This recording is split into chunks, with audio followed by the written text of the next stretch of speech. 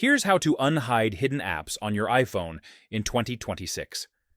If this video helps, please like and subscribe for more quick tutorials. Apps can be hidden from the home screen, moved to the app library, restricted by screen time, or hidden inside folders. Swipe left all the way to the last home screen to open the app library. Tap the search bar at the top and type the app name. If it appears here, the app is installed. Press and hold the app icon, then tap Add to home screen. The app is now unhidden. Swipe through your folders and check inside each one. Apps are often hidden inside folders by accident. Swipe down on the home screen to open Spotlight Search. Type the app name. Tap the app to open it, or drag it back to the home screen. Open Settings, Screen Time. Tap App and Website Activity.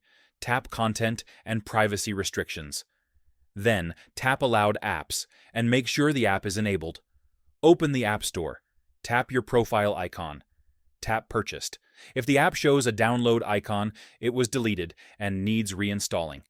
If an app won't appear, restart your iPhone and check again. And that's it. That's how you unhide hidden apps on iPhone.